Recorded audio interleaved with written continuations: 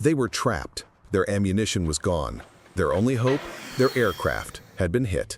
So how did these two women make it back? On the shimmering waters of the Persian Gulf, a colossal aircraft carrier, the USS Leviathan, was nearing the end of another routine day.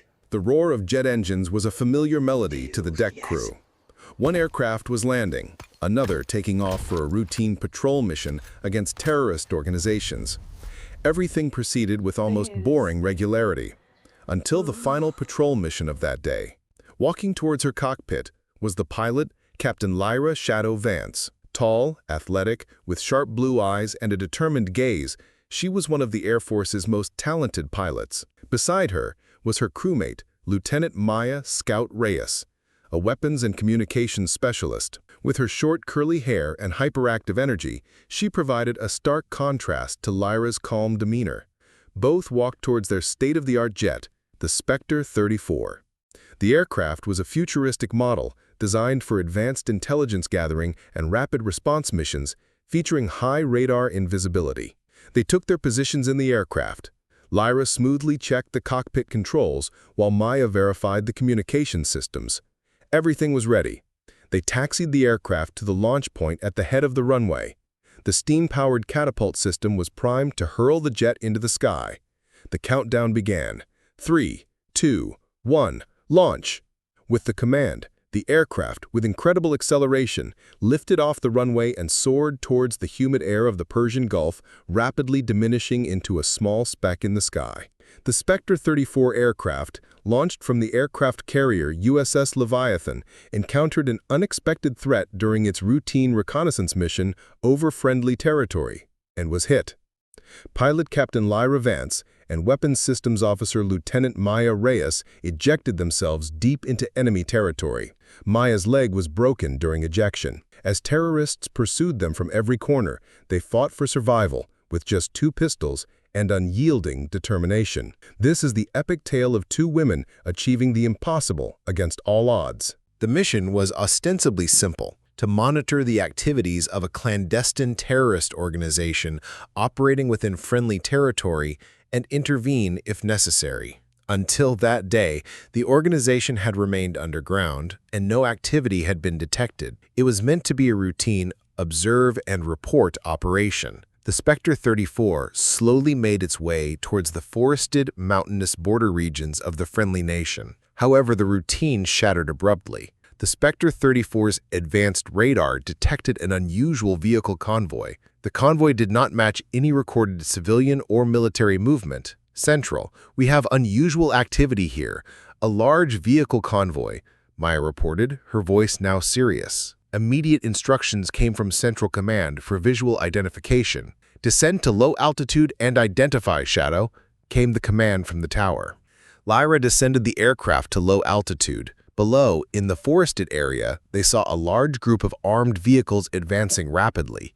This was no simple convoy. It was a substantial terrorist force, heavily armed with trucks and jeeps. Central, this is not a convoy, it's an armed force, heavy trucks and numerous militants, Lyra reported, her voice tense. Just as they were climbing back to a safe altitude, warning alarms suddenly blared in the cockpit. Red lights flashed, and an automated voice from the radio blared, "Missile lock, missile lock." 2 different rockets had locked onto the aircraft. Lyra used all her experience to execute sharp maneuvers to evade the missiles. The aircraft weaved left and right, up and down like a dancer in the sky. Maya frantically tried to activate the defense systems, releasing countermeasures like flares and chaff. The first missile grazed the Spectre 34, scraping the aircraft's fuselage. However, the second missile struck directly at the tail section.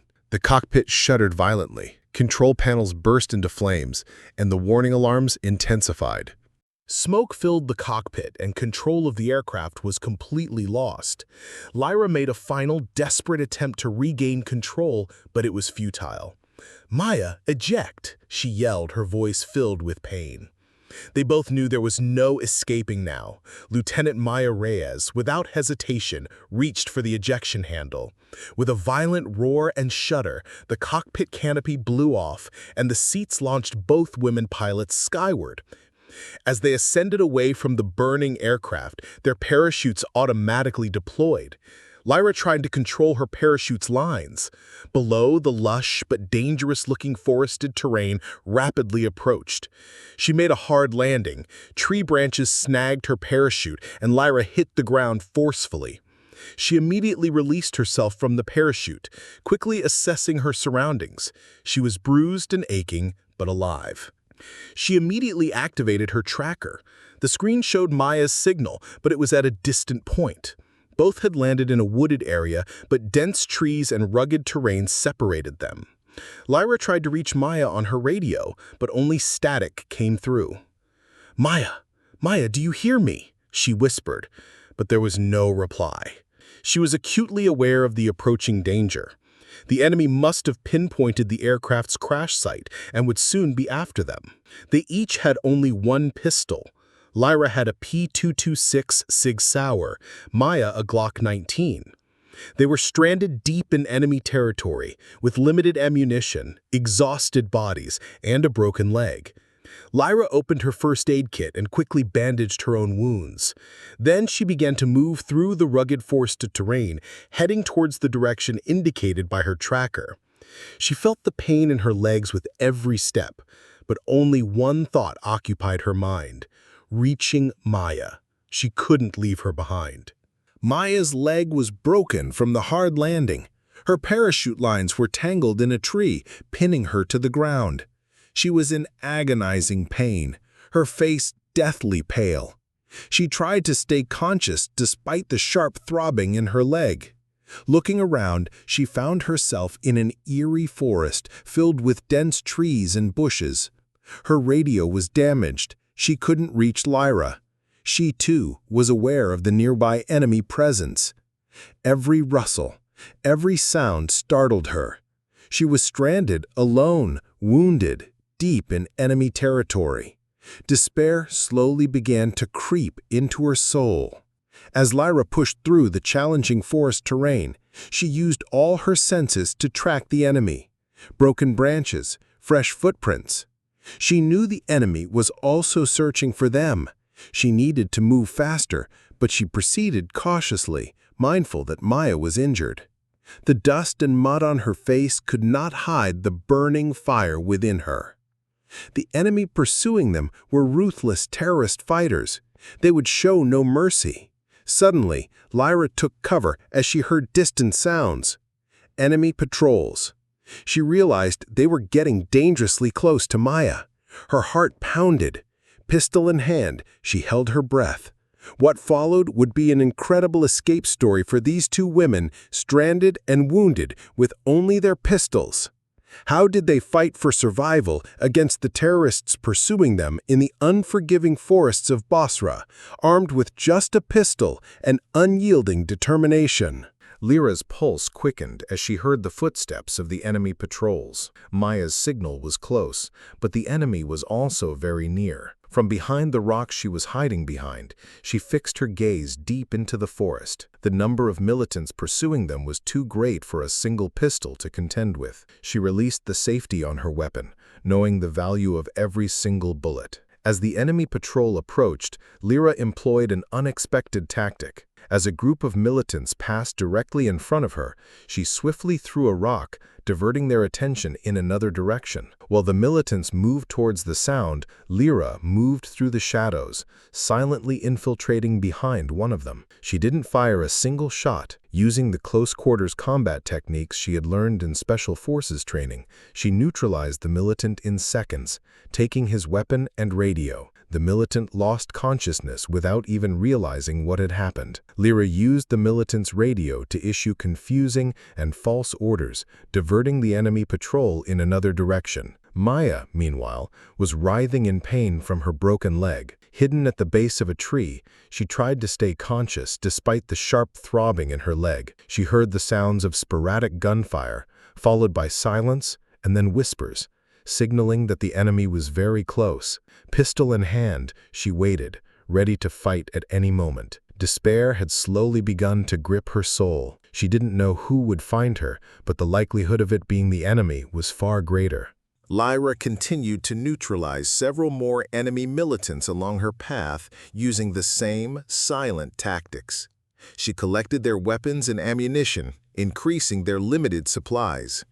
Each neutralization not only increased their chances of survival, but also disrupted the enemy's morale and coordination. The enemies, believing they were being hunted by an unseen predator in the forest, began to panic. This once again proved how fitting Lyra's call sign, Shadow, truly was. Finally, the tracker signal led her to Maya. Maya, at the base of a tree, on the verge of losing consciousness, opened her eyes at the sight of a familiar silhouette in the distance. "Lyra! Shadow!" she whispered, her voice barely audible. Lyra immediately knelt beside Maya. She checked her broken leg. The situation was dire. Extracting Maya alone from here seemed impossible. Lyra securely splinted Maya's leg and administered painkillers. Darkness was falling. Enemy patrols were spread everywhere. Their only hope was to find a shelter and wait until morning, then devise an escape plan. Lyra hoisted Maya onto her back. Maya's weight strained Lyra's tired body, but Lyra's determination was stronger than anything else. Towards dawn, the first faint rays of light filtering through the cave entrance fell upon Lyra's tired face. She hadn't closed her eyes at all. She had carefully listened to the enemy's movements outside and realized that the enemy's search had become less vigilant. It was risky, but they couldn't afford to wait any longer. Maya's leg throbbed and her fever was rising. Lyra gently woke Maya. "It's dawn, Scout. Time to go." Lyra, carrying Maya on her back, emerged from the cave. The weight of her injured comrade pressed on her shoulders with every step. They moved through the forest on hidden paths that would leave the least trace. Lyra, with the same mastery she showed in tracking the enemy, now tried to erase their own tracks. She constantly scanned her surroundings, attentive to the slightest sound. Sunbeams filtering through the trees guided them, as if instilling hope. Meanwhile, aboard the USS Leviathan, the atmosphere was tense with the news of Lyra and Maya being lost. Search and rescue teams worked tirelessly, but yielded no results due to the dense forest and the risks in enemy territory. Command was on the verge of losing hope. However, a few officers believed in Lyra and Maya's unique abilities. Among them, Captain David Thorne, at the radio, continuously called out, "Shadow, Scout, do you hear me?" His voice tinged with near despair. Maya, on Lyra's back, coughed weakly. "Radio, try," she whispered. Lyra pulled out her lightweight radio device from her pocket. It might be damaged, but she had to try. She switched on the radio and whispered with difficulty, "Leviathan, Shadow, Scout, do you read?" Amidst the static, a faint voice from afar was heard. "Shadow? Scout? Is this real?" That faint voice instantly turned into shouts of joy on the USS Leviathan. Captain Thorne snatched the radio. "Shadow! Scout! Send your coordinates! We're coming immediately!" Lyra, with her last remaining energy, activated the tracker's location signal. She knew they were safe. Now all they had to do was wait for them to arrive. A few hours later, the familiar sound of Black Hawk helicopters filled the forest from the sky. Lyra, gently placing Maya down, waved towards the helicopter. The parachuting search and rescue team descended on ropes. The two wounded and exhausted women were hoisted into the helicopter. Lyra's face held a smile mixed with fatigue and triumph. Maya, receiving first aid in the helicopter, cast a grateful look at Lyra. They had survived. Upon their return to the USS Leviathan, Lyra and Maya were welcomed as heroes. The entire crew applauded them, witnessing this incredible rescue story. Their struggle deep in enemy territory with a broken leg opened a new chapter in military literature. They were not just two pilots. They were symbols of human resilience, intellect, and friendship. The story of Captain Lyra Shadow Vance and Lieutenant Maya Scout Reyes became an unforgettable epic of the Persian Gulf. Their incredible survival and rescue struggle demonstrated that success can be achieved not only with military training and equipment, but also with an unwavering will that defies despair. They were two female heroes who never gave up, trusted each other, and achieved the impossible even in the toughest moments. Their story continues to inspire all generations,